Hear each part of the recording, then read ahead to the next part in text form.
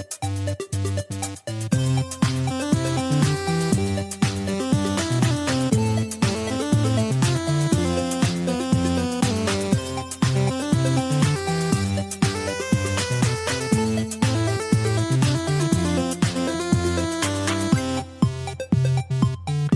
and welcome to the Unofficial Controller Podcast, your weekly gaming podcast, episode number 290.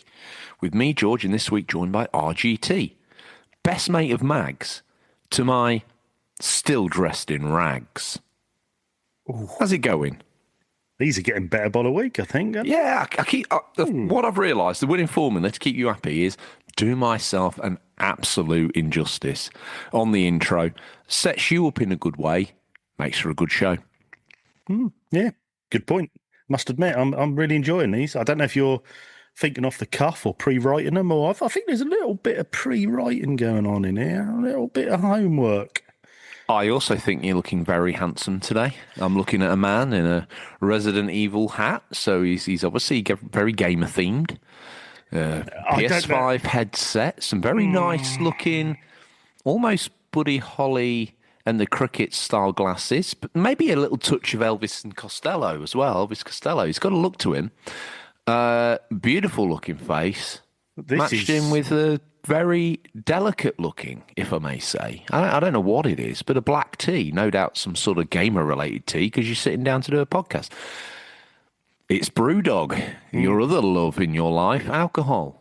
Hashtag not spawn. Yeah, gaming hat, beer t-shirt. Need to say no more. RGT. What? And I also had an email, I think me suggesting, quite truthfully, that you were Trevor McDonald last week, was on the edge. So I apologise. Oh dear. Did we have a complaint in the complaints department? No, I just thought I'd lob it in there to make us sound controversial. Oh, okay. Yeah. Well, no one cared. I'm not sure about we're controversial. Maybe just sort of say you are maybe controversial a bit. Well, we are in the era of the Attitude Era with the new G, George. I was going to give myself a whole... I was going to say, the new G? I was about to give myself a whole new persona there. You better just hang on for a minute. I thought this was a Scotty Too Shotty thing going on there. I was probably about 2 seconds away from a new character creation suite. Yeah, you better just... G. The big G. Wow. Let the fans decide the law of what that was going to look like. Anyway, obviously we had to all those tuned in, clued in and dropped out, as we say. We did a show with Mags on his Tuesday night game stream. You certainly did. Happy to say you made us look brilliant, guys, because he got the highest amount of views he's ever had in his life. So that made us come away feeling Level like 7 hype train, which was like, we have no idea what's going on, but we're on that hype train. You made out like you knew what was happening. Not a clue. I was just trying to be cool in front of Mags. He's a cool kid, so I was just trying to be cool, Yeah, don't you know what a level 7 hype train is, George? Oh, my God, you don't know. No, I didn't have a clue. Not a clue. Oh, you played it well, yeah, because I was that guy. I had no... to be honest, it felt a little bit like an alien abduction in the end. Lots of things were happening. I didn't know what was going on, but I had no control over it. I saw someone the next day who was watching live and said, it's incredible. I stayed to the end. What does this level 7 hype train mean? What does that mean for you guys? I was like, absolutely no idea.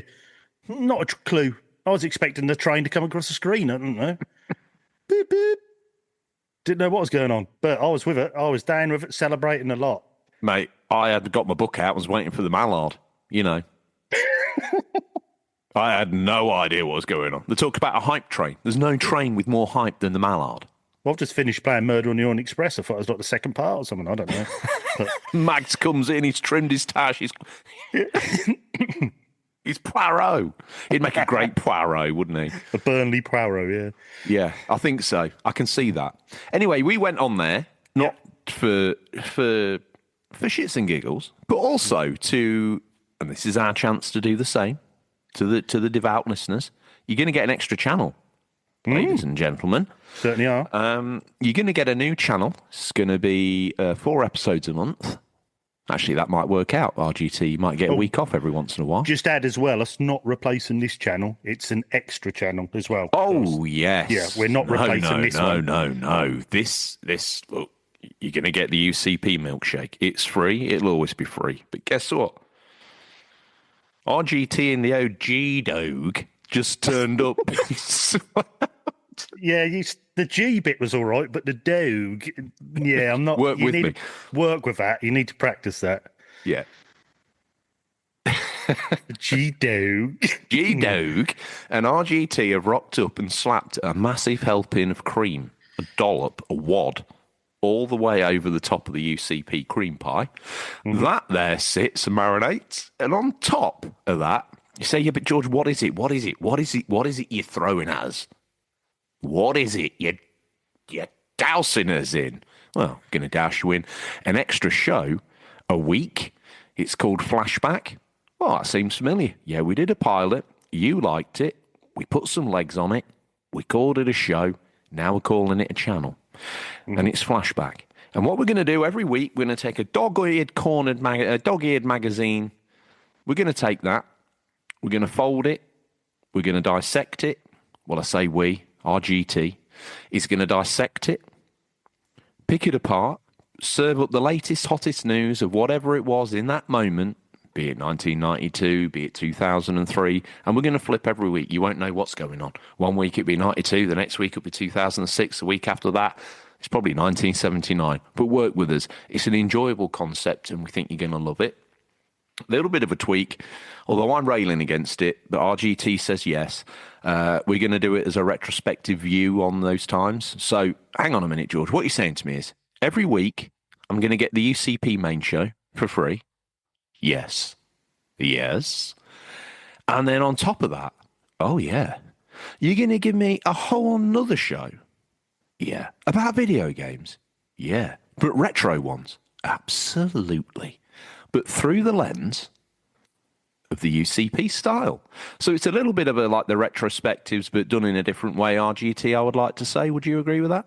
Yeah, I mean, if you're a fan of the show and you're listening, you probably know sort of our formats. There's going to be a similar format, but like George says, it's just going to be those little snippets in time. So rather than us working on a weekly basis, as we do at the moment, the latest news, these will be from random months of gaming history. Let's just see what was going on in March 94. What were we hoping to play? What we would have been playing? What were the latest news stories, and just little grabs from time. And the more we write them, the more we see how interesting that is, and looking back, and there'll be bits that you didn't know maybe were happening. You may be games that didn't come out you'd never heard of, and that'd be new news to you. Or there'll be bits you've forgotten about. Oh God, yeah, I remember that. I remember that accessory. I remember that game. I remember that controller. So that's these little snippets that are real good look backs on nostalgia and what was about in them times. But yeah, those really moments in time, the Nintendo versus Sega gaming wars.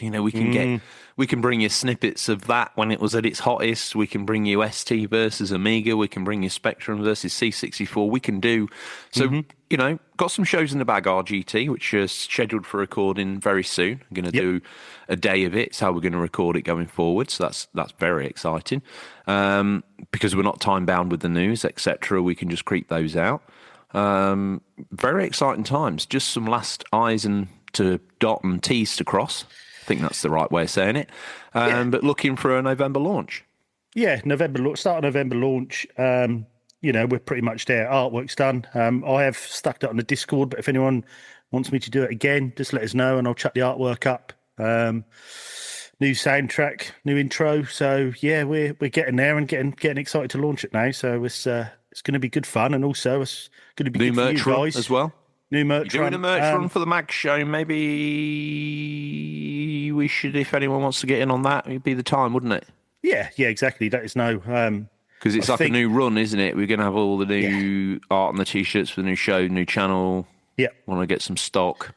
Yeah. So there'll be new merch runs, and it's going to be good for you guys because it's going to be, you're going to be having a double download on a Sunday now, so it'll be two shows. So, but all I'll say is, and I will say this close to the time, and I know we say it with this show as well, but when the show does launch, please make sure you download without streaming, and also if you could please on the very first show, give us a good review. If you're on Apple or Spotify, whatever you're on that does reviews, just leave us a nice little review, because that really helps the algorithm and gets noticed and gets a download. So What I want to say, RGT, from an audio and podcasting point of view, we've literally got every hole filled.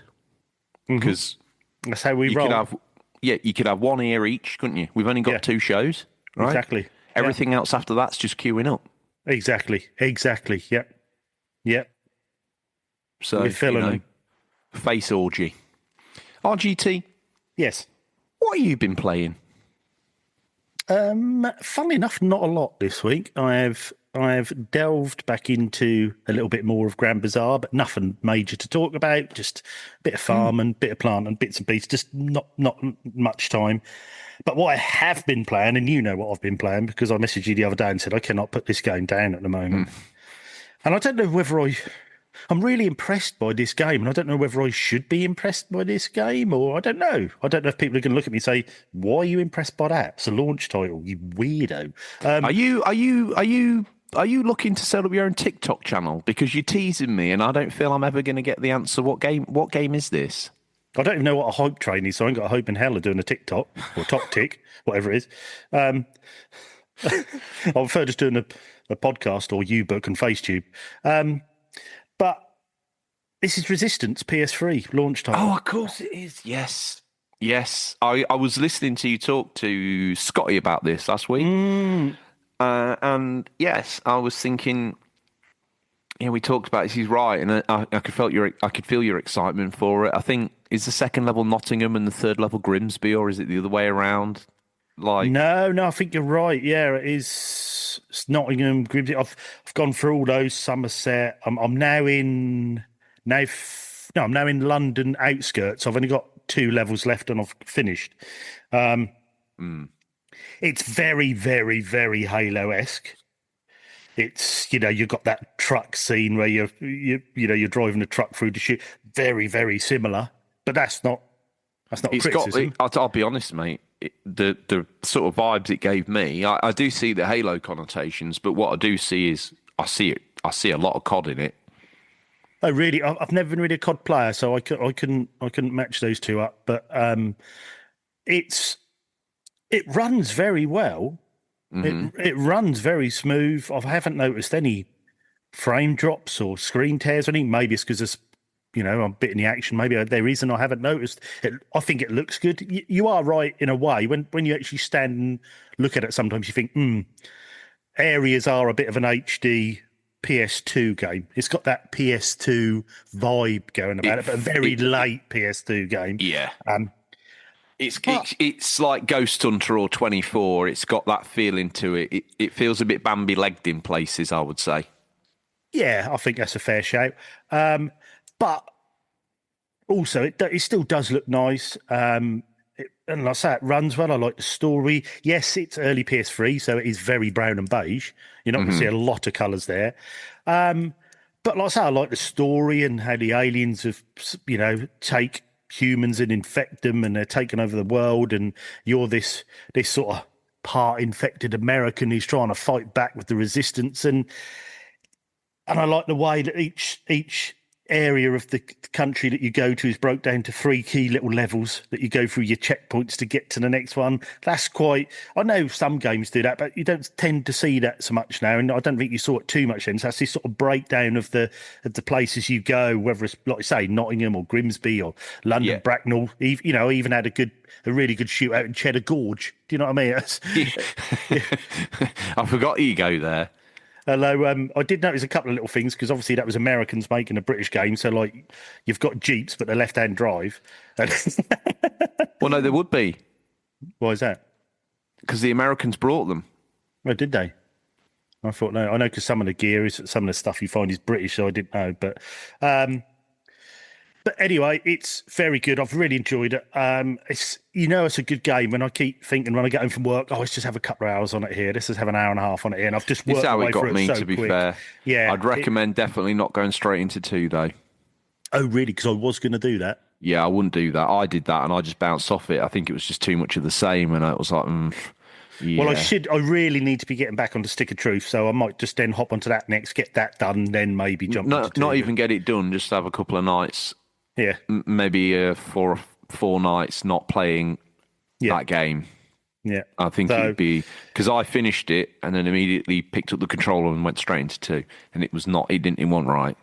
no, sometimes you need that sort of palate cleanse, don't you? A bit of a Yeah. clean air is something completely different. But yeah, I think and I've said this before about many PS3 games I know, but if you're collecting for 7th gen or you've got a PS3 and you haven't played Resistance for how much that is, $3, I think it is, $4, just pick it up and have a go. It's a really solid little game and a good one for the collection. Bit of PS3 Definitely. history being a launch title, you know. I remember I Well, got this with my PS3. I got this and MotorStorm, and always played Motors. I just didn't play FPS games, so I never really touched it. I just always played MotorStorm. But look back now and think, man, this would have blown me away back in the day when I put this on. So was it the PS3 game that you picked up all those years ago, or is that long gone and it's a different version of Resistance that you pulled down off your no, many, it's the many? original one. It's the original one. Yeah.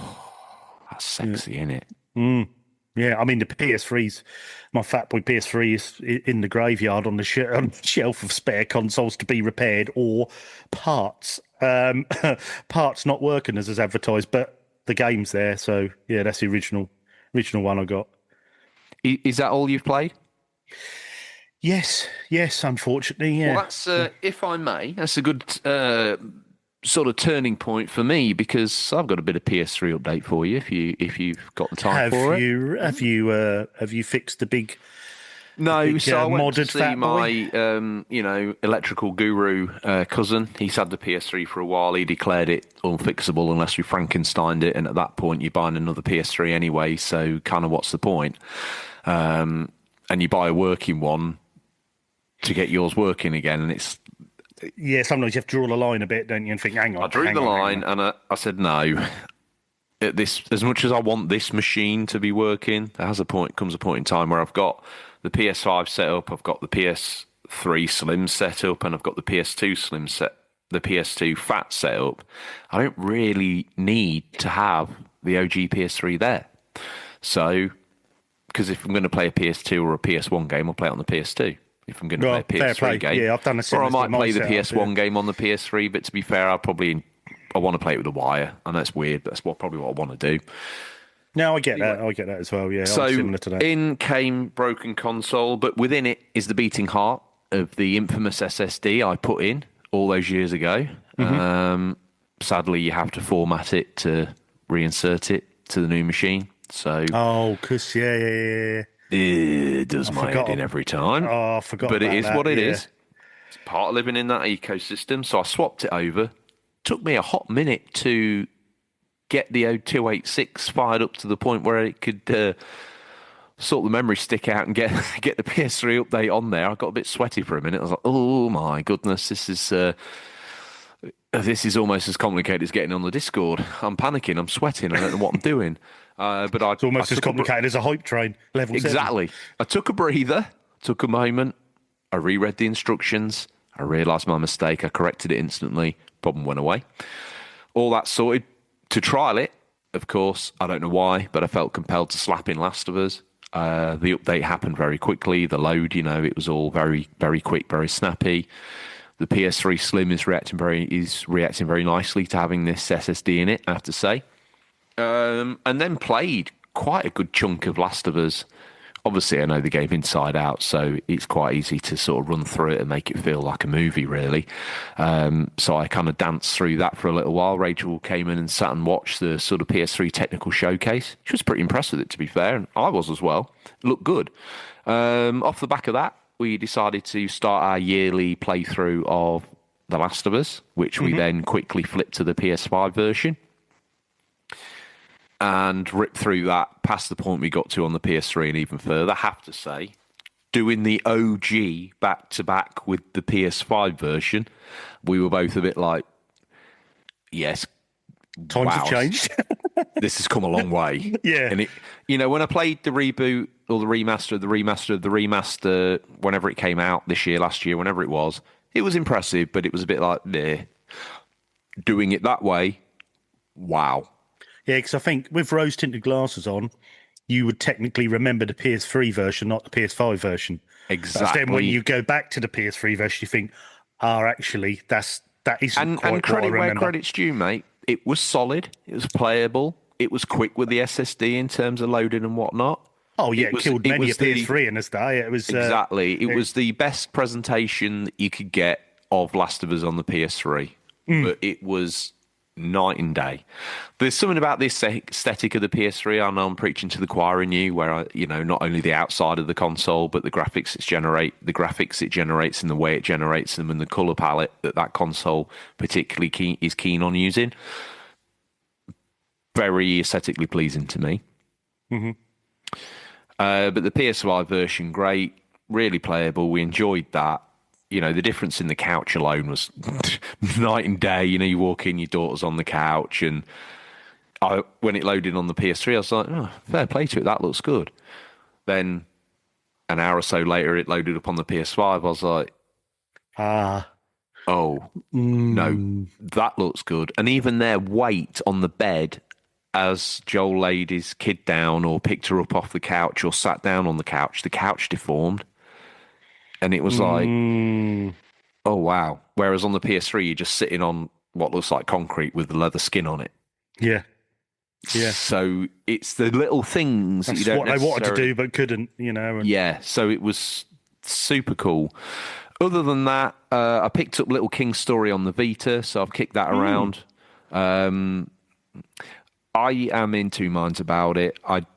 I'm trying to find the core of a good game in there. I think there is one. It's not quite the game I thought it was. I'll be honest with you.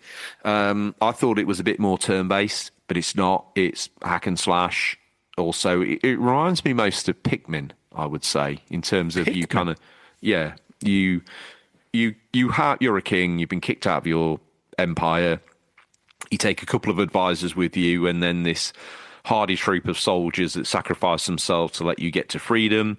You've got like this little village you've arrived at, and it's your job to rebuild this and it generates resources, and you rebuild it to take your kingdom. At the minute, the gameplay loop that I'm exposed to is kind of like enlarging the area of scope around the town, building a barracks, building a farmers. The farmers don't work in the way you think they do, though. You get them to follow you around and dig at cracks in the ground to find you money. I would call them miners, but in this game, for some reason, whatever, they're farmers. Maybe they're money farmers. Bitcoin miners. I don't know what they are. Anyway, so that element is a little bit kind of maybe taking a little bit of like, it's not quite what I thought it was, but I'm going to persevere. It's a new game to me on the Vita, so I'm very pleased with it. Other than that, I've watched Rachel play an absolute acre of Persona 5. How many hours is the lovely Rachel into that now? 40, 50? He's got to be knocking on for 50, I reckon.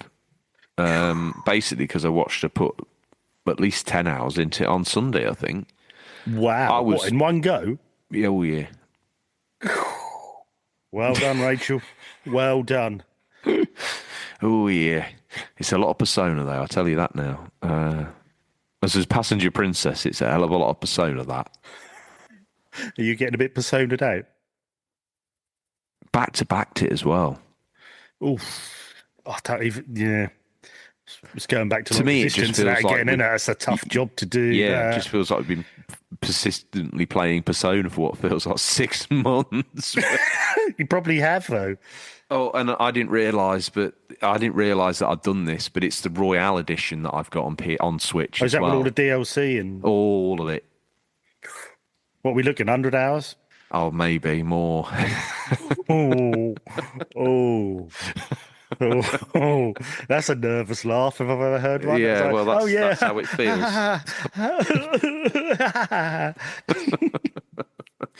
That's definitely how it feels. Trying to think what else. I don't think I've actually been on anything else. So much like you, I've got a lot going on. Got some renovations at the Ponsonbury Manor, and we've had the extra show this week with Mags as well, haven't we? So it's been had an extra show, yeah. So that definitely destroyed some gaming time on that day. But it's all good. I think that probably sums up our gaming experience for the week. So thank you for listening to that. Stay tuned to your socials for some flashback news. Before we go into the news, Oh, yes. I'd just like to say thank you very much to a new listener that we have in Brazil called Vinny. Hey, Vinny. Yeah, Vinny is now walking around in Brazil in a UCP T-shirt, doing us a turn and trying to promote us out there. So thank you very much, Vinny. I'm glad you like your T-shirt. He did say thank you very much. So, yeah, I'm glad you're enjoying that. And he's got a few flyers and a fridge magnet and some bits and pieces. What one's he got? Goonies? Goonies one, yeah. He's got the Goonies one in white. He wanted the white one, so he has the white one. Oh, that's fresh. So, and he's right into his retro gaming. He's got some nice setups with emulation and arcades and bits. So hopefully you enjoy the show, Vinny. Hope your friends enjoy the show and welcome aboard. And if you ever feel inclined to, jump on the Discord. Come and say hi in there. But yeah, definitely. We'll even make you a little Brazilian section if you want. Yeah, there you go. We can do that. So you know, this is like destiny coming full circle, because you've always said to me you're a fan of Brazilian. So like, this is perfect. He's perfect for me. As soon as he said he was from Brazil, I was like, I am a fan of Brazilian. Lovely. I'm a fan of Brazilian as well. Technology. Okay, well, we've scoured the very darkest regions of the internet to bring you the latest stories. First up, not only do we have a new listener in Brazil, but guess what? There's an article here from Sammy Barker on Push Square. He says, Petro Rivals, New York takes train sim world and turns it into Crazy Taxi on PS5. George, this is news we didn't know we needed, sir. Please, pray tell. You're doing news about a simulation game? Wow. Yeah, damn right. Me and Sammy Barker, I call him Simmy. That's what his mates call him. That's me and Sammy Barker. Well, he calls me G-Doog. That's where that new name came from. The G-Doog. So he calls me G-Doog, and I call him Sammy Barker. Yeah, he loves the sim, as do I. Got to wonder if we're cut from the same cloth. But anyway, in his blurb over on Push Square, he says, in an announcement of almost certain dev Dovetail has made specifically for yours truly, and me, Sammy. Metro Rivals New York is an all-new train sim world spin-off designed to capture the arcade feel of Crazy Taxi and Need for Speed. If you're not a fan of the studio's main game, which requires you to operate trains precisely and follow the rules of the rails, this Unreal Engine 5 spin-off promises a simcade alternative where you're racing trains in both single and multiplayer modes. Studio co-CEO Gemma Brown said, Metro Rivals New York feels gritty, fast-paced and full of energy. It keeps you on your toes and blends the attitude of New York with the thrill of a competitive simcade racing experience. Think Crazy Taxi meets Need for Speed Underground. Oh, wow. We're listening, Gemma. According to the press release, the game will be set in the near future where the New York subway system is controlled by celebrities known as track titans. It's all going so well. Your goal is to conquer the rail network and become one of them. To rise, you'll need to hustle. To rise, you'll need... Oh, this is where we need Bobby, innit? I'm not going to do it. I'm not going to do it the disservice. To rise, you'll need to hustle, complete jobs, and get cash. Building your following, earn respect, and with it, the prestige to challenge each titan for their territory. Outwit them, outdrive them, outshine them. Only then can you become the undisputed ruler of the underground. There'll be a full single-player campaign as well as multiplayer for up to 4 participants. The game is also running an Unreal Engine 5 with Lumen and Nanite support, so it should look the part. This is Dovetail taking everything it's learned from Train Sim World and expanding it onto a new audience. For our taste, it's probably one of the most exciting announcements we've seen all year, and we can't wait for this to launch in 2026. It's particularly amusing that this is between this and Dench Attack. There's 2 completely different arcade-style train games in development for PS5. All aboard, RGT. Stay with us. We'll be right back. Ever wondered what a rhythm-based stealth game with dinosaurs might look like? Or a farming sim in space with zombies? Welcome to the Gaming Blender podcast. I'm Matt, and with my co-host Scott, we take a random game genre and random game mechanics, blend them all up, and pitch wild, totally hypothetical games you've never heard of, and maybe shouldn't. New episodes every other week. Hit play and unleash your inner game dev. No coding required. Search the Gaming Blender on your favorite podcast app now.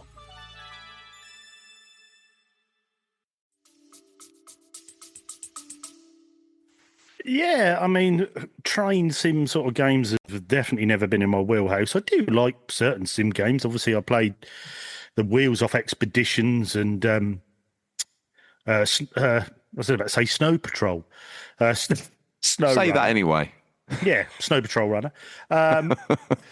So I love those, but trains never really quite got me like that. So I suppose do have a limited market for the simulation style. So going into arcade, I suppose they're trying to open up their audience a bit and get something a bit more arcadey, bit more fun, bit more points based, I suppose, and I score see it a bit based. like that, but I also see it a bit like Flashback as a thread back to the main game as well. Like, oh, I really enjoyed that. Maybe I'll give that a go. And I bet you as well, Yeah, true. the controls are going to be very similar, but you get more leeway in how you execute it.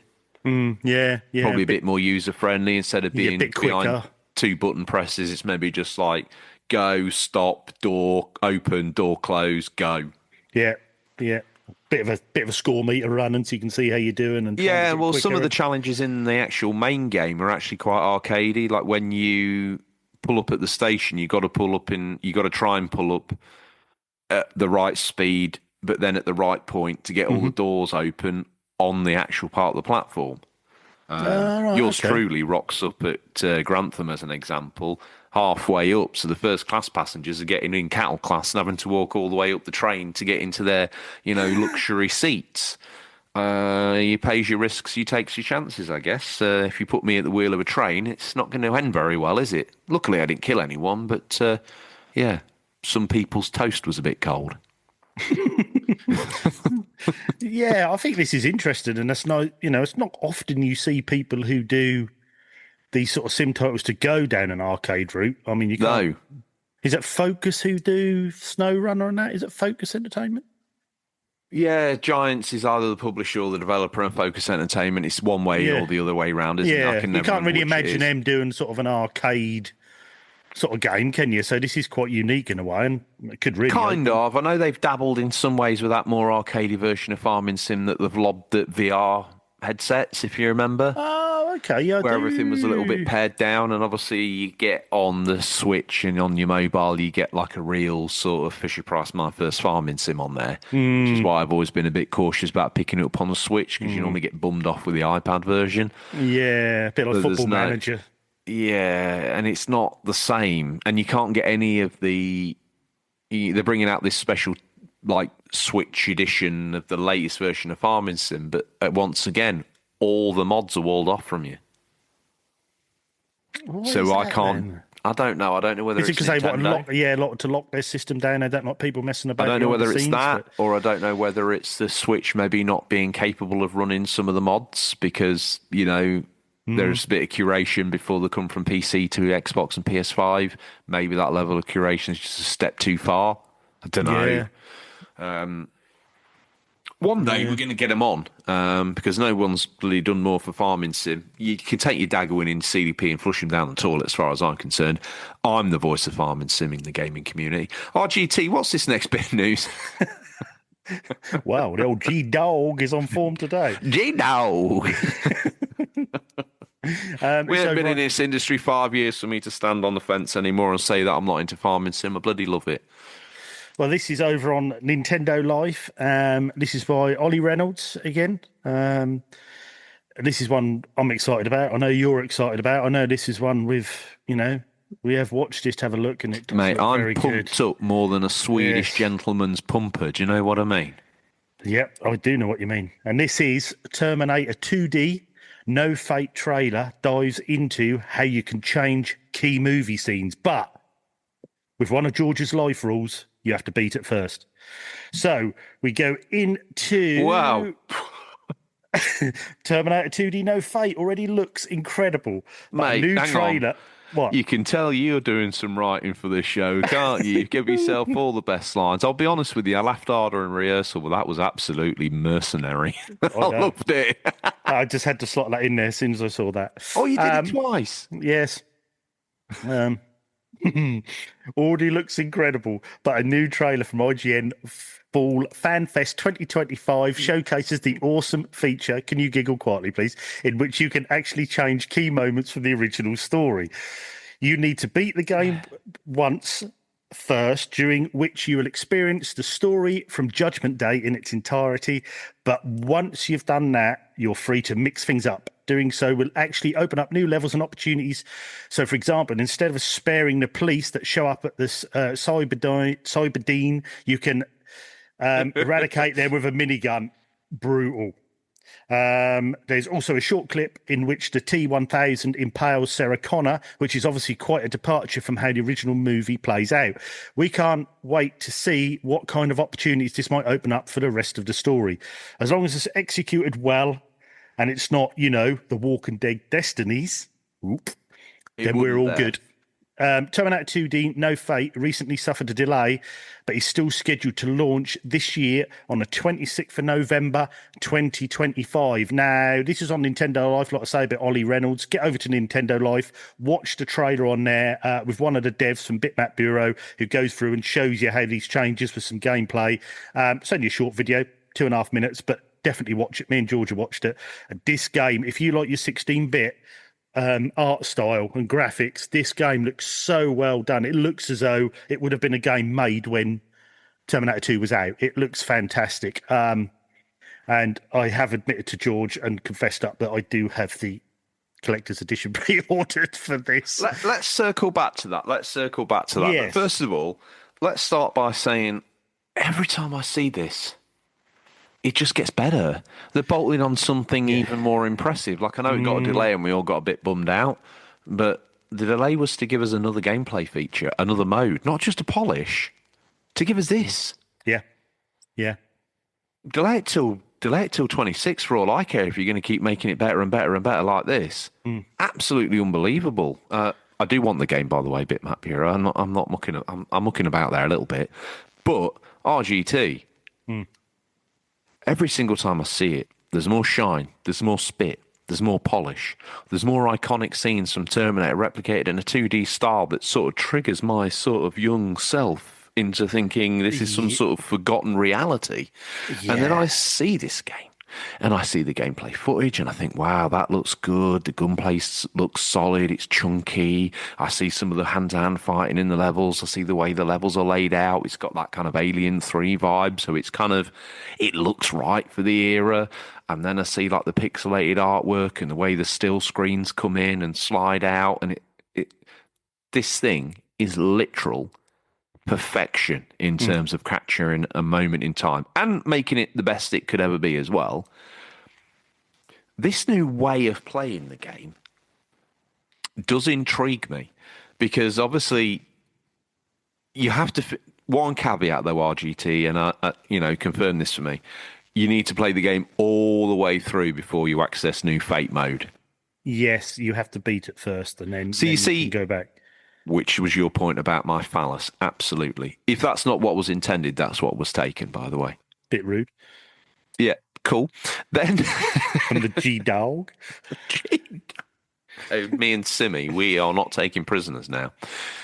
So you have to finish it. Great. I think that's great. So you play it through as it was intended, following as closely as possible the storyline. Then you get to go through. And I don't know whether it's obviously more forgiving or not, because in different places you don't have to keep certain people alive because obviously the story changes. So it'd be interesting to let certain characters win. I think I almost saw the T-1000 as a playable character as well, like him knifing Sarah Connor suggests to me maybe you play through as the bad guy as well, which would be really interesting. I think so, yeah. I think as well. I think the problem you get with, and I see this a lot, I've got quite a lot of these sort of modern retro beat-em-ups and, remade beat-em-ups in the time. And, when they're only 4 or 5 levels like they were back in the day on your Mega Drive or your Master System or your Super Nintendo, in the modern day, people are sort of saying, well, it's 25 quid or it's 30 quid and I've completed it in half an hour. So this eliminates a bit of that because you've got the replayability.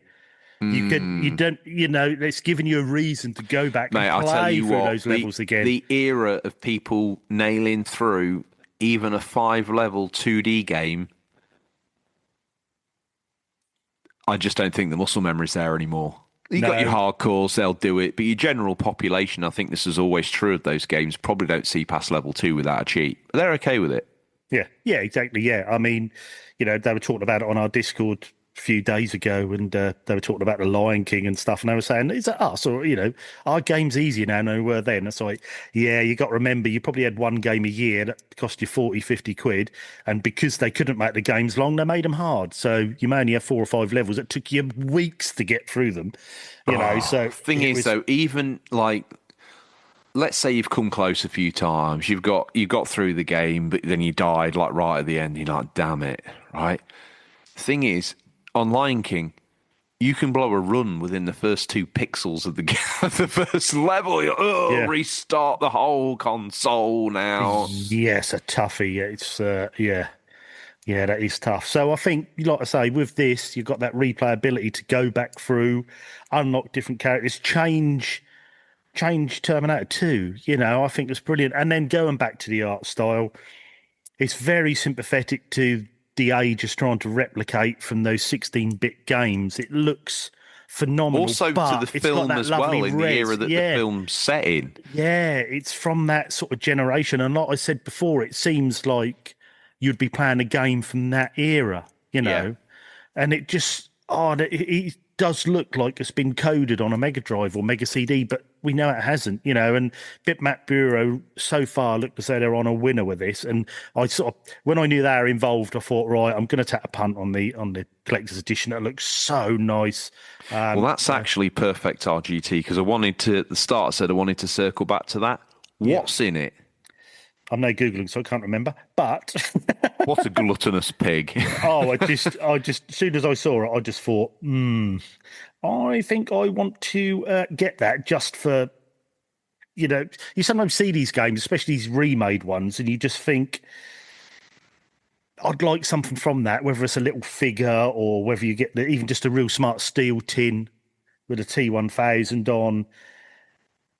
I just thought, yeah, I'd like that on the shelf. I know I'm reducing my games, but I just thought, yeah, let's take a punt, because I don't think it's very expensive either, if I remember rightly, for what a collector's edition is. You get, obviously, you get the game, you get steel book, you get like a big coin, you get a big artwork of the Terminator in the fire.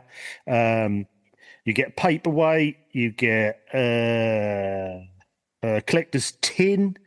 And the medal, which I've said. Yeah, so you get it in a nice set like that. And I just thought, do you know what?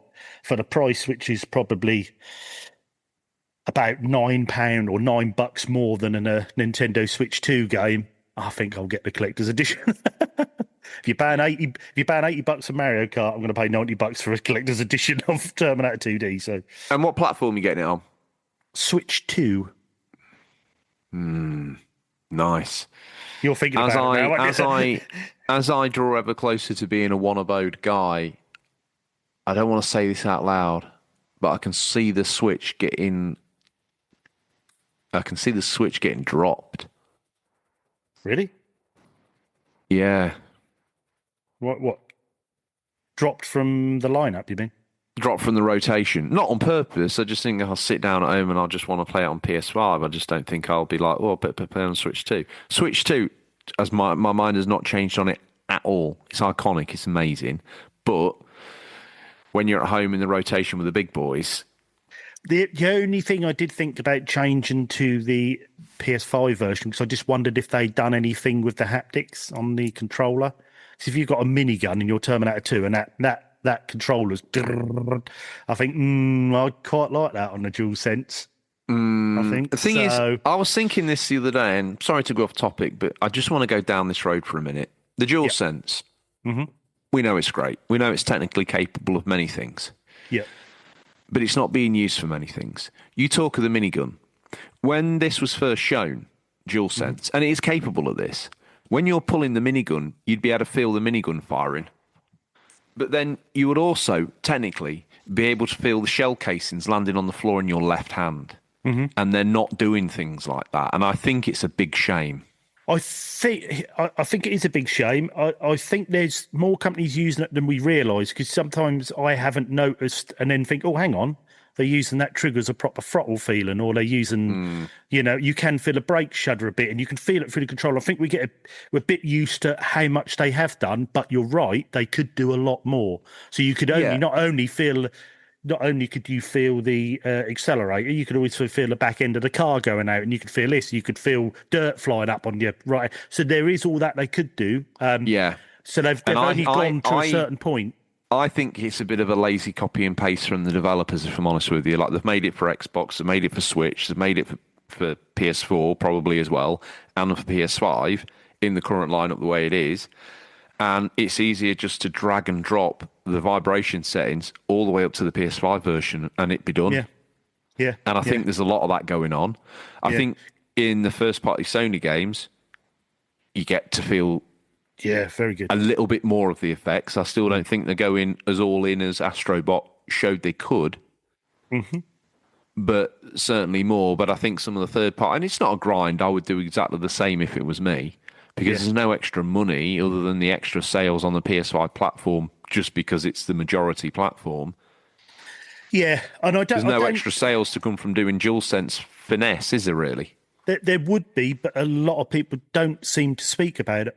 And I don't think enough people speak about the controller. And I know I wax lyrical about it, but I do love that controller. I think it's absolutely superb. If most games utilised the DualSense, I mean, it would be the platform to play most things on, other than if you wanted it on the go. But yeah, I know what you mean. So going back to Terminator 2D, I mean, if I knew that they were going to utilise the DualSense, then I may think about swapping my collector's edition for the... And then I talk about all this, and then I think, well, if I didn't have it on the Switch 2, I wouldn't be able to just walk out into the garden playing it, would I? Nope. So, and this is something that's concerning me about MLB, because no doubt MLB 26 will get a Switch genuine Switch 2 port at that point. Yeah. And I know I'm sat here in an MLB hat, Sony one, and I know that it's a Sony franchise game. You can see where this is going. But I'm thinking about picking that game up on the Switch 2. I would wait for reviews, because I was very similar to doing EAFC 26, but I hung on. I'm glad I did, because I then bottlenecked at 30 frames per second.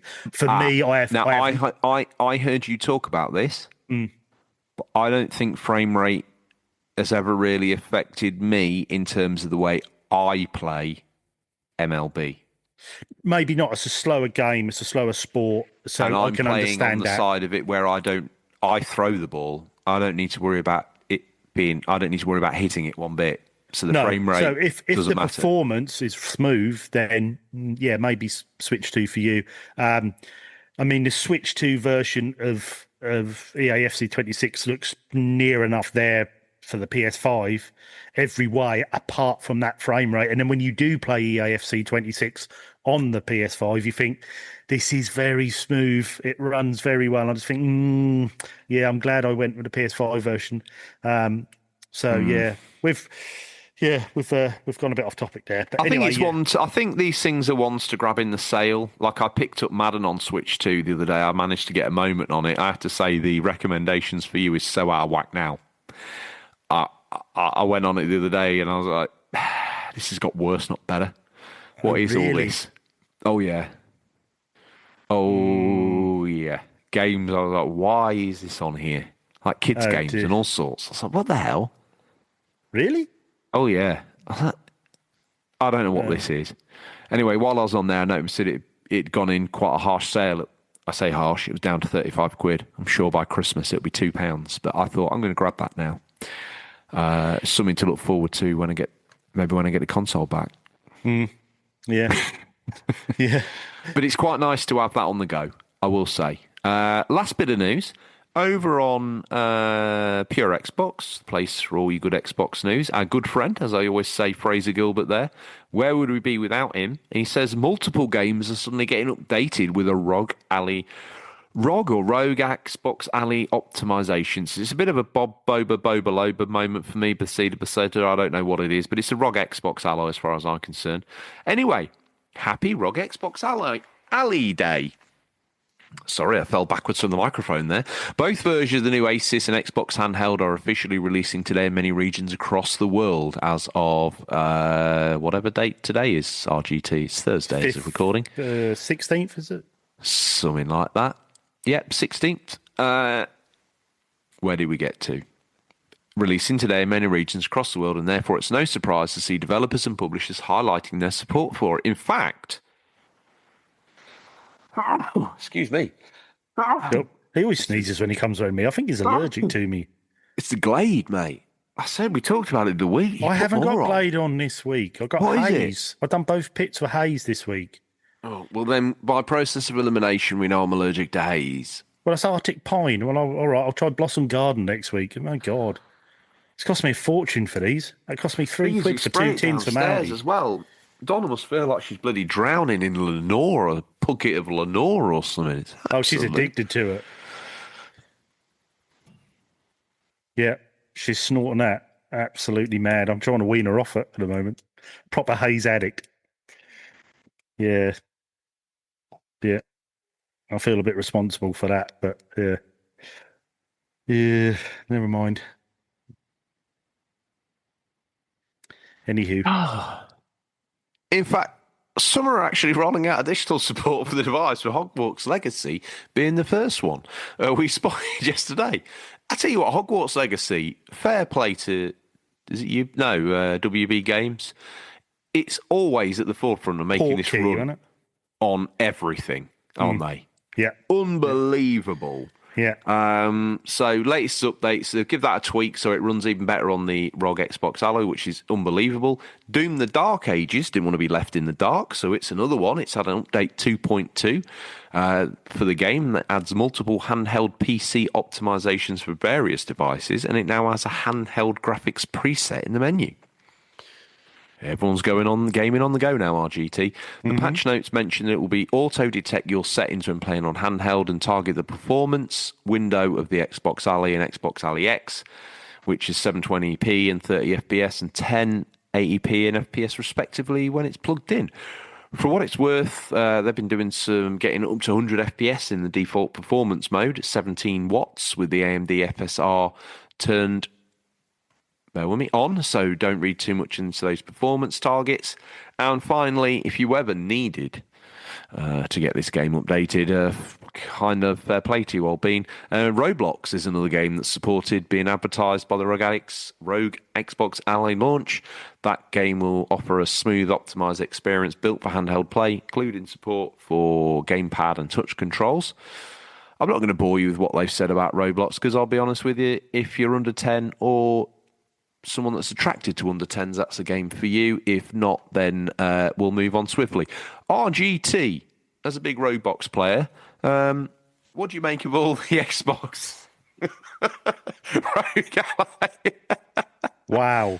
Mate, honestly. Each week you set out to destroy me, don't you? Wow. You're a 10-year-old. I don't know what you took from that, but I see you as the spirit, with the spirit. Yeah, you play Roblox the way it was intended, mate. Anyway, actually, while we're here, I just want to say about that game. I think that needs shutting down, if I'm honest with you. Yeah. It's lawless. And the fact that they're out there trying to get it running on everything, I don't think is a very good optic for them, if I'm being brutally honest. Yeah, maybe sort the security side of it out first, then get it running on everything. But yeah. Yeah, if your main target is a kid, get that sucker locked down like Ninty would do. Yeah. Don't leave it open that way. Like, oh, yeah, I know it's great that people can make their own version of Roblox within Roblox, and that's what it's all about. But there's got to be some limits. Not even Minecraft's that toxic, guys. No, honestly. No. Parental warning. Yeah. Get all over that like a rash. Anyway, we actually came here to discuss the ROG Xbox Ally. I mean, I can't get that to flow out of my mouth and make any sense. But the new handheld, basically from Xbox. Let's not pussyfoot around here. I know there's a bit of a partnership here, but the vast majority of these are getting picked up right now by the Xbox aficionados, the hardcore enthusiast. Good to see that they're making those games a little bit more user-friendly for the people on there. Because one of the things that makes me nervous, not nervous, it'd be an over-exaggeration. I'm not exactly fighting Germans on Omaha Beach, that's for sure. But one thing that makes me slightly hesitant about these handheld PCs is the amount of tweaking that one would need to do to get it doing what I want it to do. It's why I've always sort of gone to the console. Now, these are like a hybrid experience, somewhere between a handheld and like a proper lockdown console handheld, and somewhere between the aforementioned PC handheld that we talked about. Do you think this is really a reflection of the Xbox brand, or is this a ROG Ally with some coloured buttons? And where do you see this going? It's definitely a ROG Ally with Xbox coloured buttons. I think they've had very limited input into this because, I mean, obviously ROG Ally X, that's the first thing you say in the title of the console. So absolutely, it is. So it is their, it's their Xbox live read version of their new handheld. I always find it it's hard to explain. You see PC handheld games, gaming devices, and you think these are the new thing. When you look at the sale figures, you realise they're not. I think the last version of the ROG Ally sold 1 million, if that, in its lifespan up till now, which compared to other handheld devices is nowhere near. Yes, I know it's a PC, so it's probably aiming at a different market and demographic, but I was surprised with Xbox going this route, but I would imagine with someone else making this PC, them slapping their name on to see, look, let's just test the water here. Let's see if an Xbox handheld is going to work. Then, because I knew they were going to make their own, I think they've sort of canned that for now. See how it sells, and then maybe we'll do one. As for Xbox, as for Hogwarts Legacy being on there, I think brilliant again to them guys. I mean, them guys are, like you say, they're making sure it runs on everything. They're making sure their game's out there. Obviously, it's on there because it's a PC game, but very sweet to see that they've made it more favourable to run on there with these tweaks. Yeah. But I also find, I think what it is, I mean, I do like the idea of these handheld gaming PCs. I've got a good friend of mine, a work colleague, who's got a Steam Deck, and he's once his gaming PC packed up, he was, rather than replacing the gaming PC, he literally just bought a dock for his Steam Deck, and he uses that. He runs Windows on it. He does bits of programming on it. He can use it for everything. But if you got a handheld that's 720p and you're paying over 600, I think the top one's $1,000 for the X. Yeah. For a 720p experience, I know it's not just about resolution, it's about what it can do, and it's a big chunk of change for a handheld. And I can't see that you would, if you already had a Series X or a Series S and you're playing Hogwarts at home, is 700 or 650, whatever it is, and $1,000 for the two models. That's a big chunk of change to then just play that on the go. I'll be honest with you. I think you've got to be, and I want to just wash this into a little bit of news that I saw last week as well, if I may. You've got to be a real enthusiast to get into these items. Yeah. Hence sales figures, I think, is, And I know the ROG Ally sold 1 million units. By any metric of console, that doesn't look great. But to an accessory company, that might be big news. Or maybe to them, that might be a significant way of cranking out some units for not a lot of money to them at a high retail value. We don't know the science behind it. But there was a piece of news out covered by a few outlets a week ago. I think I mentioned it to you, how actually it's literally only you and I know you kind of circled around it with Scotty a little bit, but you and I have talked about this video game crash. Now, neither of us, I don't think it'll look like the video game crash when Atari kind of tanked the sort of home video game market, but we do think there might be a bit of a kickback coming. We've seen people kind of build business models based on what people were doing during COVID, which hasn't borne fruit. We saw developers hire overheads because of remote working that they've now let go, which is obviously another bad optic for them. Xbox let X go, Sony let Y go, Nintendo let Y go. It is what it is. Developers, the news has been full of developers left, right, and Chelsea shedding people like tears. There's been a lot of damage. Then we see this news article. We see obviously all the consoles going home, and we see the charts. We don't normally have much of a metric because I don't necessarily think it always publishes volume, so it's hard to know other than where it sits within it. Obviously, there are other information that you can use to try and work out where things are, because people don't like releasing stats because there's a line in the sand to be judged by. I get it.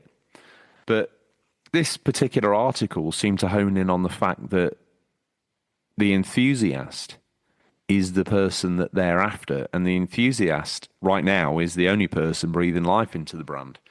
Sony's accessories this generation, PSVR 2, high-priced, low uptake, bought by the enthusiast. Probably got a pretty high pretty high contribution margin within that piece of plastic tat as well. You get the Portal, once again, probably quite affordable to be able to build en masse. I'm not saying you could build one for that price, but I'm sure you can build 1 million for a lot less. Accessory, who's that aimed at? High-end enthusiasts. PS5 Pro, great. Well, who's that aimed at? High-end enthusiast. All these games, for the most part, the ones that people have been moaning about that they want, who are they aimed at? Special editions, And this article basically lamented the fact that the only people that are buying more than one game a year is the enthusiast, and they are outnumbered by everybody else. So these manufacturers' chance to make money back are limited and slim. Yeah, very true. And I also think that's a bit like the old adage goes, you don't make money off hardware, but a bit like what you say, like Sony have done, you drip feed different hardwares out. So you do make the money off the hardware eventually. So if you're dripping out new earbuds and earphones and dual sensors and portals and that PSVRs. harkens back to Scotty's comment about why are we seeing Sony talk about a set of speakers? Well, I tell you why. Because that's probably one of the only ways they're making money this gen. Yeah, very true. Terrifying if you think about it. It is very terrifying, and I still think we've noticed with price hikes of games, price hikes of hardware, I still think there's a lot to come from this at the moment, and maybe Xbox are thinking, right, let's think ahead. Let's diversify a bit. Let's do a handheld PC. Let's just try and do something a bit different. Let's try and aim the market that way. See what happens. Yeah, to be a disruptor again, possibly, I think would be beneficial. I think that... no, it's gone. I had something queued up, ready to go. It's probably the most insightful bit of information I ever had, but it just disappeared out from my brain. I also think, if you were doing a Microsoft-only handheld, a complete bespoke handheld just for the Microsoft market or Xbox market, you're going to be thinking, hang on, Switch has absolutely smashed it. Hundreds of millions of users. You got the Switch. It's the danger of the Wii, though, mate. It is, but do you try and jump in on what's Nintendo doing? They're doing their own thing. I mean, for all intents and purposes, the Vita was a failure. Since then, apart from the Portal, Sony ain't jumped back in. The Switch have Nintendo almost gone, look, you boys do what you want. We're doing this. But if you try and get involved, you ain't got open hell. We've got this corner of the market. Switch 2 is the quickest selling console of all time at the moment. They're smashing the PS4. You ain't got open hell, and that's almost like, hang on, we'll do a handheld. Let's go what Lenovo done. Let's do, let's get ROG Ally involved. Let's do what Steam Deck done and Valve. Let's head in the PC market. Let's just leave that Nintendo one because we ain't got the chance to clout to get in that. And if anything, maybe the Switch being so successful has stopped us getting any more sort of consoleized handhelds rather than these big, powerful gaming PCs. But yeah, I think it's where I guess the pantheon of platform of handheld gaming looks like this. You've either got to beat Nintendo at their own game, which ain't happening, or you're going to have to go the other end of the spectrum, Steam Deck and ROG Ally, and try and throw everything, including the kitchen sink, at it, so it becomes price prohibitive, and then it goes into enthusiast hands again. Switch 2's kind of in that wheelhouse of just about getting away with it against current gen, just about getting away with it against current gen, and is able to hit a pretty decent price point, I have to admit. It's not where we wanted it to be, but I don't personally find it that offensive for what you get. No, for how good the system is, your 4K and whatnot, bits and pieces, for that money, I think it's a pretty good system. I'm going to go as far as to say this as well. No stress back catalogue as well. Yeah. Whereas if I wanted to get back catalogue on Steam Deck, I wanted to, possibly play an older PC game, I might be sweating a bit, trying to work out how to make it work.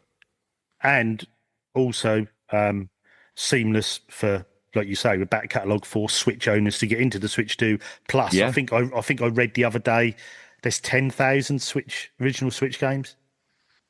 And I know, we've talked about compromises, but SnowRunner on Switch 2 is just about good enough. Do you know what I mean? You're not ripping around at 400 mile an hour, are you? I've quite enjoyed SnowRunner on Switch. Kind of lends itself to the very lonely game. Yeah. Very lonely game. It lends itself to it. Feels right. Almost creepy when you go through the town and there's no one there. But the church is singing. The paranormal voices. Yeah, they're singing. The paranormal voices in the church are echoing round the town, but no one's there. But yeah, anyway, so yes. Yeah, so to illustrate the larger point, game crash possibly coming. You talked about it. What do you think? I think we're seeing. I think the last 18 months we've been seeing the start of this. I think it's almost like a drip-fed crash where it's to the stage now where companies can look forward and say, right, this is going to tank. We need to do something a bit different. I think so. I think a managed disaster. Exactly. So I think you've got Xbox going, well, look, let's just get a toe in the handheld. Let's not go down Nintendo's route. Let's go PC. Let's just get a little toe in there so we've got something ticking away there for the enthusiast. You've got Sony going, right, let's just reassure everyone we're making a console. Let's do a video with AMD. Let's show, look, we've got a PS6 coming. No one panic. You need to buy the PS6 because everyone's worried and tightening the purse strings. It's going to be bigger and better. Don't panic. And then you got Nintendo who are literally just going, look, we're not changing the thing. We know we've got an audience. We're going to keep selling them. We'll keep drip feeding $80 games because you lot are going to buy them. And we will. Well, we will. So yeah, we will. It's almost like it's a hardcore following. Yeah, it's a hardcore. I think that's what's keeping the Switch 2 alive, if I'm honest with you. The red spine collectors that they established and honoured and enlarged, because the Ninty fan base, I'll be honest with you, let's face it, off the back of the Wii U, the hardcore Wii U collectors and supporters must have felt absolutely crushed. I couldn't even survive that. I got in and out of the Wii U like it was on fire.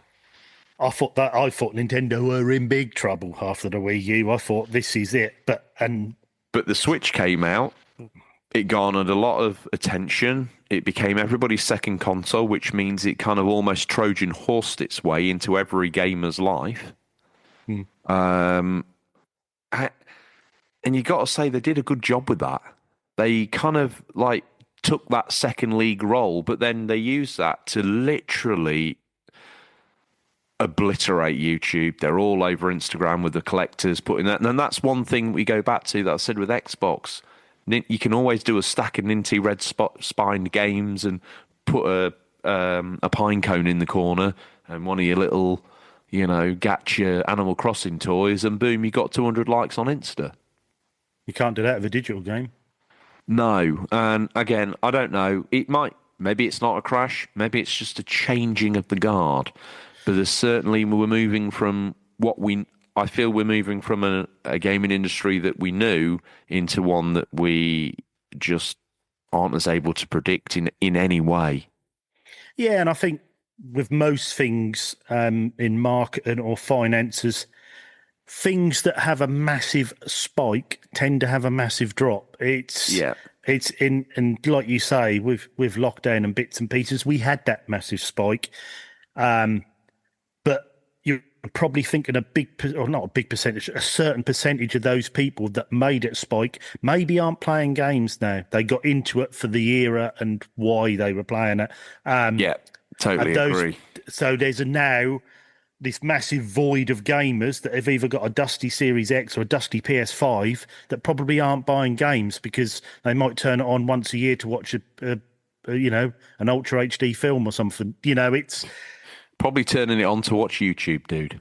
yeah, and I think with Nintendo doing their own thing, I mean, you look back to the very first Nintendo Switch trailer they done.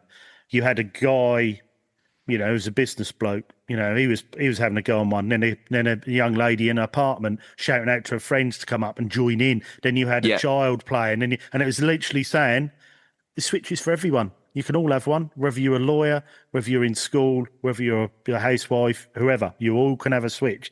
Very clever marketing, and that seems to have stuck and worked. Whereas, Xbox and PlayStation seem to be for hardcore fans more, if you know what I mean. They seem to be, but that's actually not working in their benefit. And now you can see Sony's push for free to play actually made a lot of sense to them. It makes a lot of sense in terms of the, we need to find a wider audience. We need to find a way of making more money out of this platform because through the traditional route, we're struggling. I think they chose the free-to-play route because they saw where the demographic was, and they saw that the people who are having the consoles probably can't afford, because they saw the price hike in games. The people who are playing, these teenagers, can't afford to go out and spend $70 on Ghost of Tsushima. So we need to get in that free-to-play. We need people buying skins. We need people buying weapons on games because they're not going to be buying the games. We've got a big demographic come in who haven't got that disposable income. Whether that's right or wrong, whether that's worked, no, it hasn't. It hasn't because you've got to release a game people want to play, and so far they haven't done that. Do you know what I think we've wrapped that up nicely. The thing that I forgot to say before, which is this, is I guarantee you Sony wanted to put the price up of PSN, by the way. Oh, God, yeah. And they were probably waiting and thinking we're going to have to address this soon. And Xbox have done it now and had a load of bad optics, and now Sony are probably looking at it going, we can't put price up now. We'll sit on that for a bit. Yeah. We'll sit on that for a bit. And I don't know. I would imagine that they're hoping that the people who have gone cancel on Games Pass have gone submit to PS Plus. So they might make their money that way. Whether that is the thing, I don't know. Whether people are doing that. Sony never wanted to do it in the first place. So honestly, the whole thing feels like they got sort of talked into a bit of a toxic mess. And also, you can see all what's happened with Game Pass is generating a lot of bad press at the moment. It doesn't mean it's a bad format at all. If anything, it's probably still a good deal. But people wouldn't complain if it was garbage. No, exactly. People are complaining because they like it. Yeah, exactly. And it's weird that straight away, not long after that, all this bad news with Xbox and the price and Game Pass, that Sony come out and say, we're making a PS6 and it's got a disc drive, we've got physical, because they're thinking, hang on, this digital thing's gone bad here. Let's just reassure people, we're going to make physical games on a PS6, don't panic. And it is a panic by them. Like there's that. I sent it to you. I think there's that meme or that sort of video doing the rounds on the Instas and the TikToks of that guy sort of punching that dude. Yeah. Xbox CEO Phil Spencer. Hi, how are you? And he's like, hey, how are you? And he's like, well, I'm not that happy to see you. Why is that? Oh, because you always punch me in the dick when you come round. And he's like, I wouldn't do that to you. And then it's like flashback to the times, and he's like, oh, Redfall, worst game ever. Like, oh, and I was like, closed studios. Oh, but Hi-Fi Rush was a breakout success. Boom, does it again. Never put the price of Games Pass up. Boom. Yeah. Then you done it again twice in a year. I did. Boom. And to be fair, it's those optics that are probably hurting them now. They need a good news story. Bless their cotton socks. I think definitely. Definitely. It reminds me of the Simpson meme. Not that Microsoft are dead in any way because they're a multi-trillion company, but it's like, stop it, he's already dead.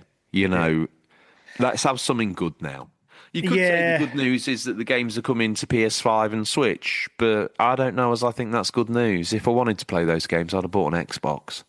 Although I'm going to play the wheels off Flight Sim in VR, dude. I'm not even going to apologise. Well, I apologise to everybody in my life who I ignore. But For I'm the not going next to 2 months. apologise. Yeah, Yeah. to you for playing that. I think that draws us to the end of the news. So if you want to have an opinion or comment on the news that we may have missed, or you think, guys, you left an open goal in what you just talked about, you can message us at questions@unofficialcontrollerpodcast.com, or you can hit us up on the Instagram or the X, or join the Discord. It's free, always will be, as is the show. But also, if you did want to support the show, you could get your name read out and get yourself a T-shirt every single year. Oh, yes, new wardrobe with no stress. Hang on, I'm into this, George. Do I get a fridge magnet as well? Why not? RGT. Mm-hmm. I'm going to let you... I'm going to let you shine. So you can go first. Why are you letting me go first, George? I think you complained about some weird, I don't know, negative mind game I'd played. So I'm just going to stand back and say, well, you go first then. Yeah, I think you've done the old Scott last week. You've done the old a switcheroo because you know what happens at the end if you go first. So, all right, I'll take a lot, let me man. tell you, I'll do it. something I'll do it. always happens at the end if you go first. Yep. Probably 2 things. So, anyway, first up, we have the nicest guy on YouTube. We have Retro Head, our newest subscriber, but what a legend he is. He is the sort of guy you'll speak to and you think you've known him all your life. Great guy. So, thank you very much, Retro Head. Check out his YouTube channel. It's brilliant. If I could, I would. I take it you mean check out his YouTube channel. No. Yeah, okay, yeah. Next, who's next? Who's next? I've already checked out his YouTube, and now I want even more. If I could, I would. Up next, the one man George fan club. At least someone notices me, and I love him for it. Like a man should love. I'd say a woman, but maybe a dog. Loyal, dependable. Looks up to me with these big puppy dog eyes, but he's also strong. Looks up to you. Why was he looking up at you? Because he's a dog, he's down. Oh, okay. Sorry, I just wondered why he was down on his knees. I didn't. Do you want a dog walking around on his hind legs now?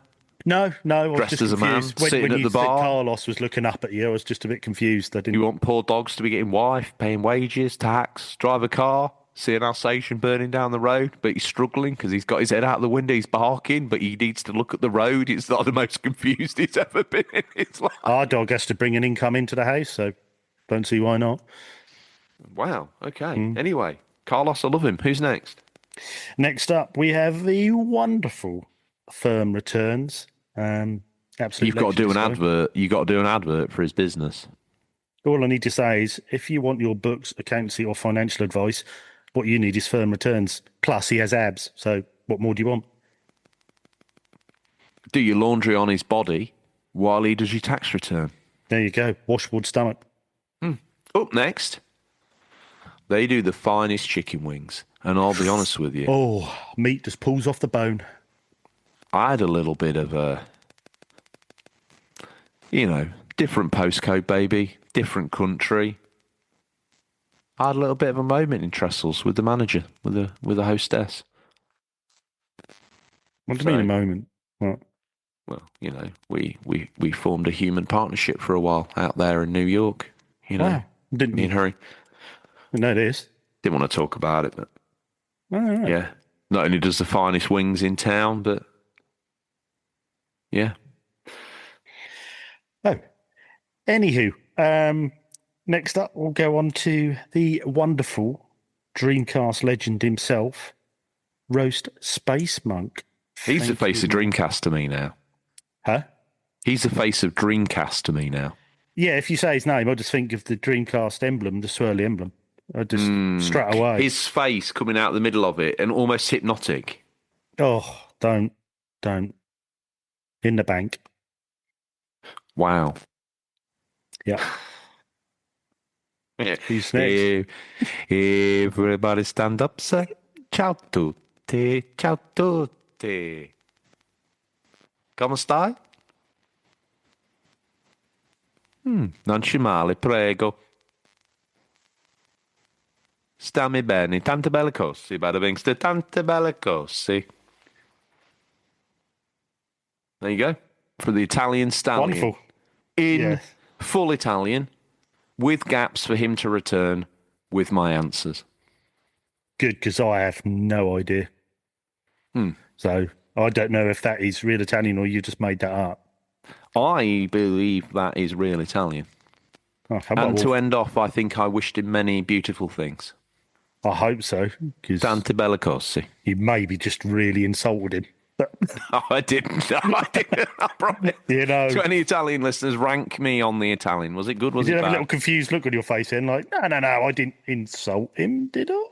No, I don't think so. I said nothing but sort of hello everyone.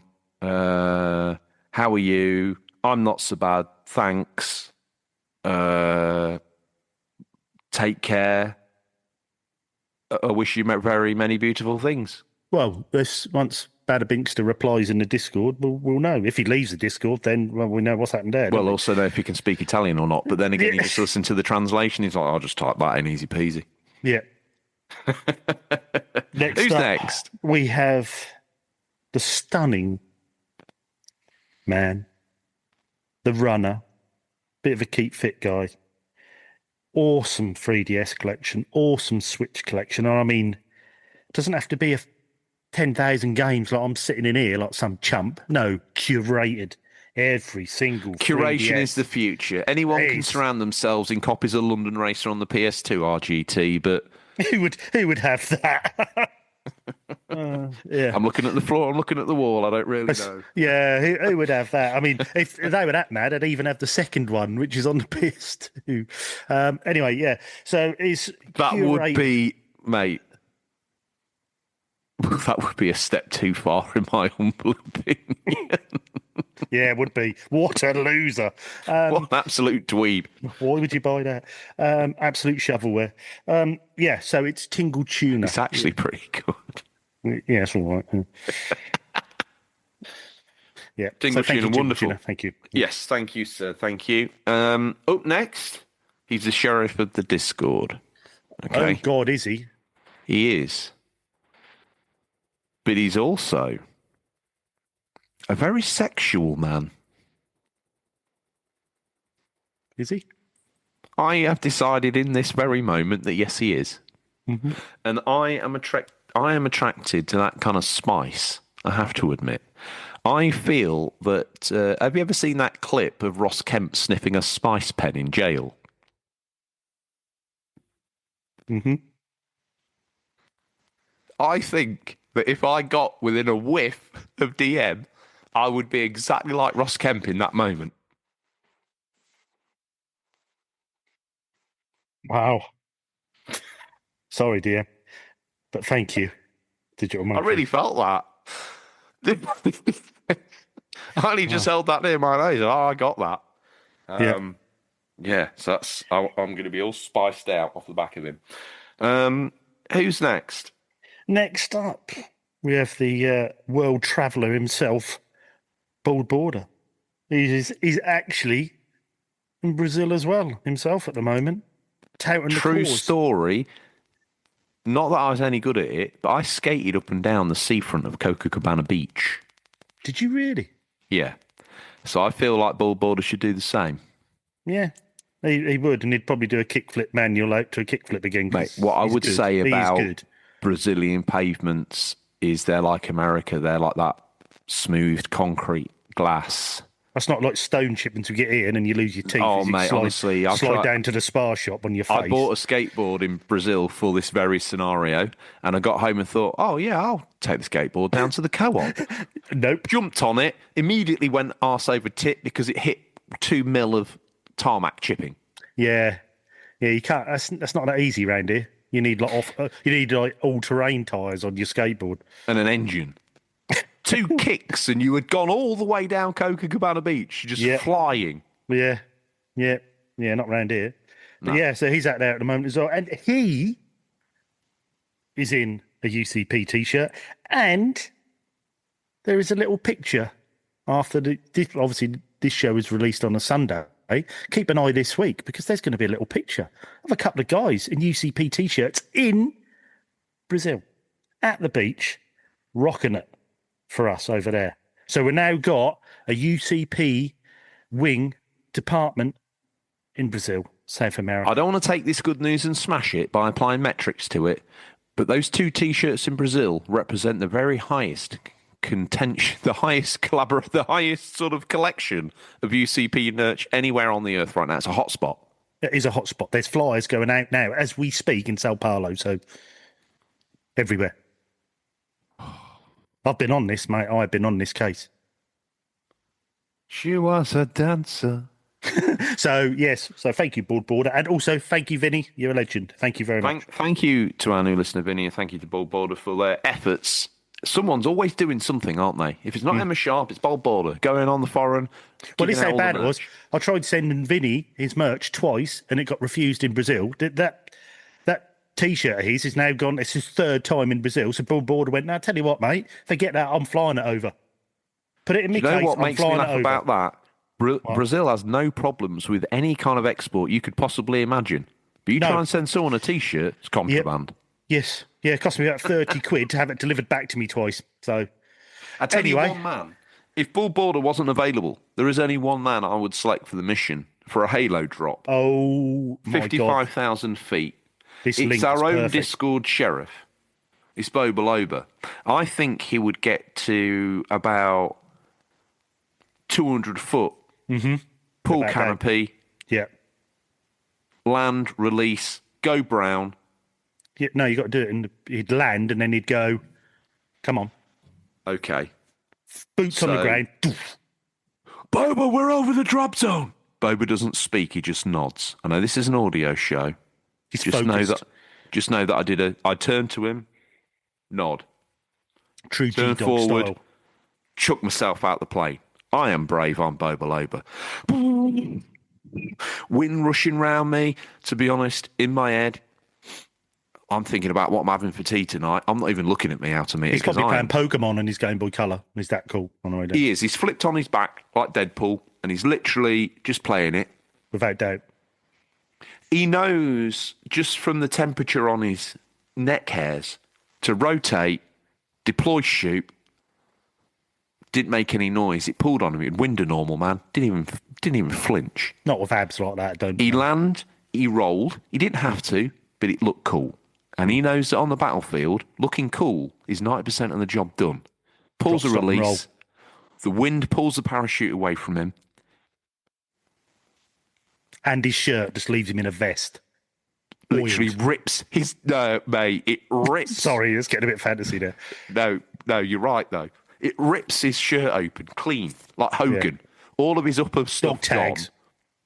He's there, shoulders, like Atlas. He's gripping his weapon and his gun.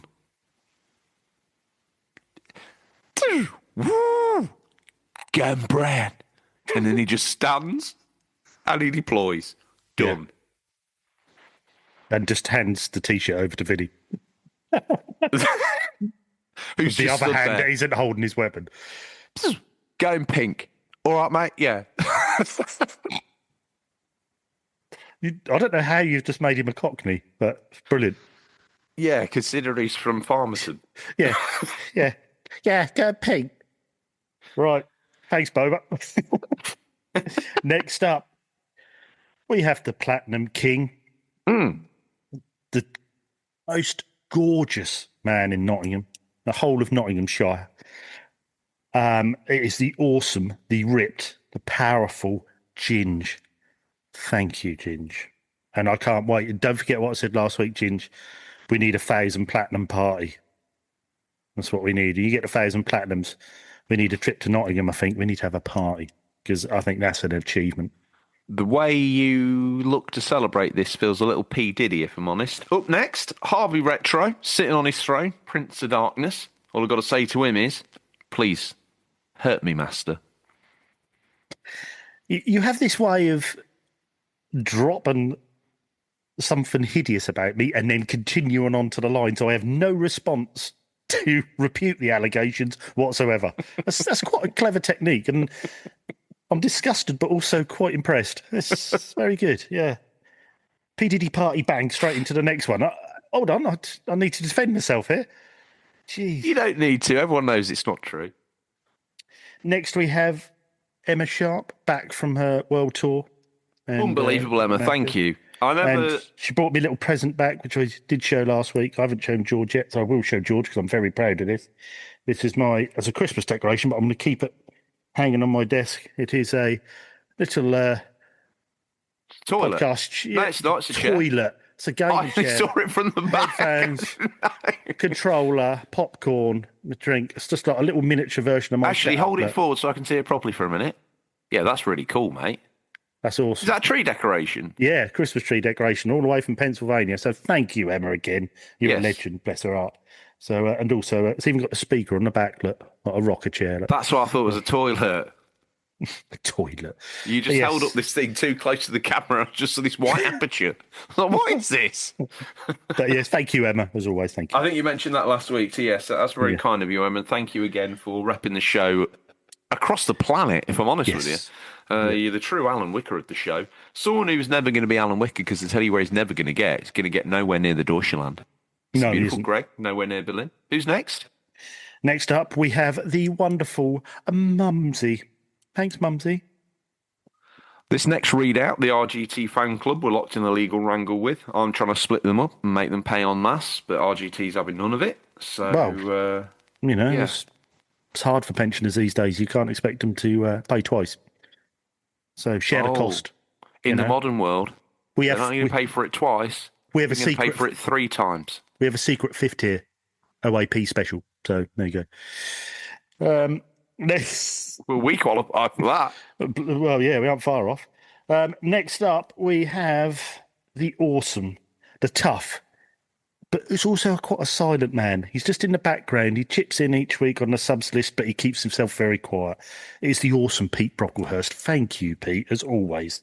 I think you'd describe him as a silent but violent type. Up next, you lick one side of his parting. Ugh, don't want any of it. You lick the other side of his parting, his middle part, and you're like, yeah, I want a slice of this. It's salty. Oh, yeah.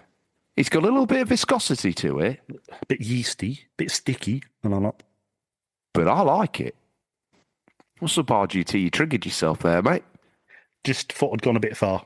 But, yep, No, not. I know you can never go too far with you. That's Anyway. right. Well, you could say you could, but to be honest with you, we know that the section can't end unless we finish with the climax. Now, we know that the word Fat Zangief has become synonymous with many things, but namely this. Now, Oh, no, has this fell on me? How did this happen? I've got my baseball cap on. I'm feeling a little bit fruity. I feel a little bit Spielbergo. You if keep I'm moving being around honest. to get comfortable, which is a bit... Oh, well, he's up on his knees. Oh, my God, you can't see this, You thank God. always make me do Or it you eye get that to close eye. to the camera. This is... You always make me do this eye to eye. I've realised this the other day. I thought, yeah, he does, doesn't he? So let's see how this works out for the pair of us, shall You we? just want to look straight into my soul and see me at my most vulnerable. Yes. Now, what I'm looking for today is... Come on, hit me with it. I'll do anything. Come on. I'm up for this. Okay, Let's go. all right. Let's say this then. Oh, God. You're 16 years of age, just to keep it kind of semi-decent, right? You go in... You stumbled into your parents' bedroom Sweet looking for Jesus. Christmas presents. Don't know why, but you're Oh, open. no. You're open. You got that PS1. All right. Anyway, while you're gadding about looking for that little bit of extra Christmas cheer, you stumble across something that you know you never should have found. I'll be honest with you. It's left a bit of a mark on your soul.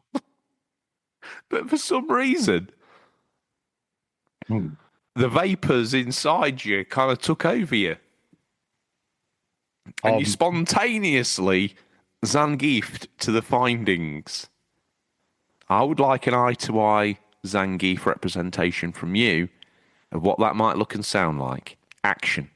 So you want me casual and then just want me exploding? I want you curious, scared, and then Zangiefing. Okay. Huh? I'm like...